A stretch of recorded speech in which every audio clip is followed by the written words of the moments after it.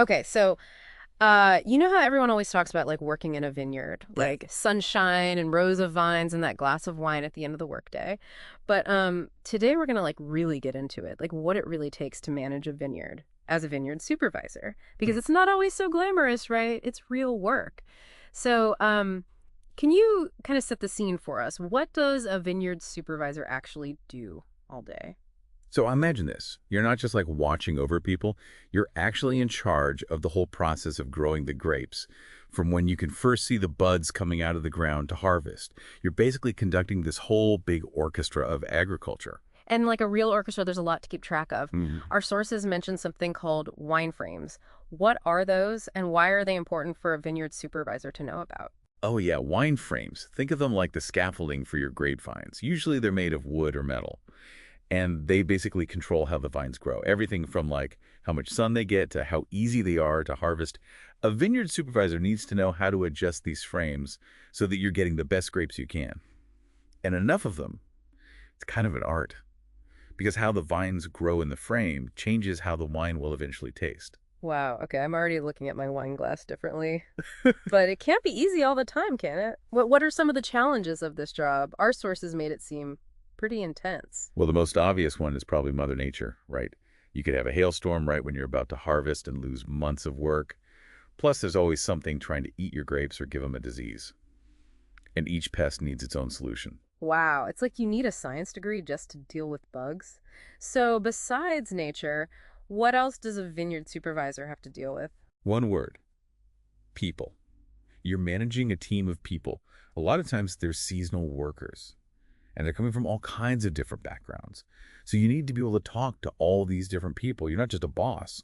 You're a communicator, a mediator, sometimes even a therapist. Wow. It's amazing how much more goes into it than you'd think. Yeah, it really makes you think about all the work that goes into that bottle of wine, right? So we've got the weather to worry about and all these little ecosystems to balance. And on top of that, you've got a whole team of people to manage. It seems like you need a lot more than just a love of wine to do this job. Exactly. You need a pretty diverse skill set. And some of it might surprise you. Like, vineyard supervisors need to be really good at thinking critically. Because every choice you make, like when to water or how to get rid of pests, it all affects the grapes, the budget, even how the wine ends up tasting, It's like they're playing chess. but with grapes and weather patterns. Exactly. And you mentioned sustainability before. It feels like everyone's talking about that these days. But what does it actually mean for someone working in a vineyard? Well, it's not just a trendy word. It's really important for keeping the vineyard healthy in the long run, Mm. and for the planet, too. So vineyard supervisors these days are doing things like using less water for irrigation, planting cover crops to stop the soil from washing away, and they're even being smarter about pest control so they don't have to use as many chemicals. So they're like on the front lines of making the wine industry more eco-friendly. Yeah, exactly. That's really cool. But with all this stuff to think about, where do you even start? What would you say to someone listening who's like, okay, this sounds awesome, but how do I actually do it? Well, the cool thing is there's no one right way to become a vineyard supervisor. Hmm. Some people start by just working in a vineyard, like doing seasonal jobs during harvest and learning as they go. And then some people go to school for it. They might study viticulture or enology or even business management. So you can come at it from a lot of different angles. Yeah, exactly. That's good to know. So let's say someone wants to like test the waters before jumping in. Oh, What yeah. would be a good first step? I would say volunteering during harvest is always a good idea. It's a Hmm. great way to see what the work is like, and you get to meet people who are already in the industry. Plus, a lot of vineyards need help during harvest, so it's a win-win. Yeah, it's like a working interview, Exactly. but with better scenery. Definitely. So what about someone who's ready for more than just dipping their toes in? Well, internships are great for that. You get more structured learning, Hmm. and you usually get to take on more responsibility. Plus, it can often lead to a job after you graduate. That makes sense. Now, we've talked about getting hands-on experience, but what about those certifications we were talking about earlier? How do those fit into all of this? Certifications are a really good way to show potential employers that you know your stuff. Hmm. Like if you have the Certified Specialist of Wine certification, Yeah, it tells people that you really understand viticulture and winemaking. like a stamp of approval. Exactly. So it's not just about knowing how to prune a vine anymore. Right. You need those credentials too. Yeah, it's definitely becoming more important. Now, what about technology? I feel like every industry is being transformed by technology these days. Is that happening in vineyards too? Oh, absolutely. It's called precision viticulture, and it's changing everything. Precision viticulture. Yeah. What does that even mean? So basically, they use sensors to keep track of things like the moisture in the soil. And they fly drones over the vineyards to check on the health of the vines. And then they use all that data to figure out exactly how much goes the water and fertilize. So it's like high-tech farming. Exactly. That's wild. So it's not just about tractors and pruning shears anymore. It's like high-tech gadgets and data analysis. It seems like you need to be good at computers to be a vineyard supervisor these days. Yeah, technology is definitely becoming more and more important.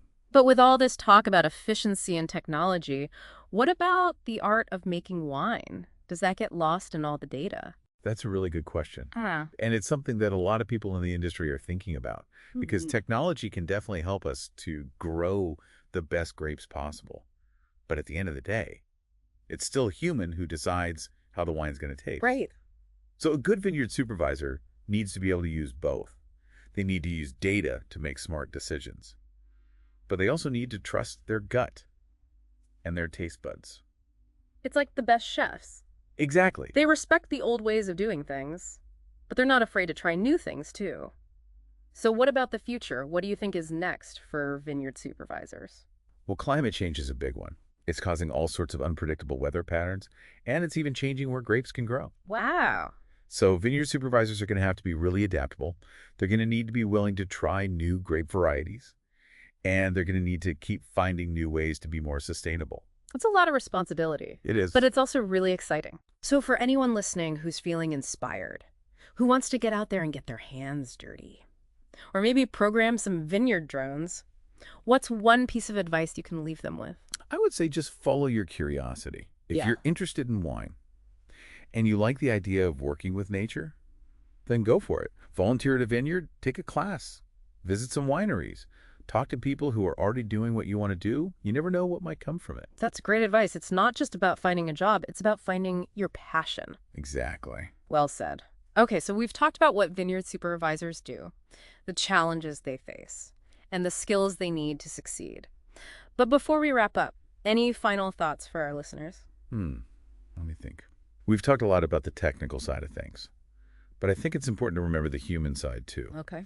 What qualities do you think make a good leader? That's a good question. Because at the end of the day, a vineyard supervisor is a leader. That's a really good point. I think you need to be passionate. You need to be able to inspire your team. And you need to be able to make tough decisions, especially when it comes to things like sustainability and dealing with the effects of climate change. Absolutely. Wow, we covered a lot Okay. today, from the vineyard to the glass. It's amazing how much goes into making a bottle of wine. It really is. Cheers to that. Cheers. And to all the vineyard supervisors out there, thank you for all your hard work. That's it for this episode of The Deep Dive. See you next time.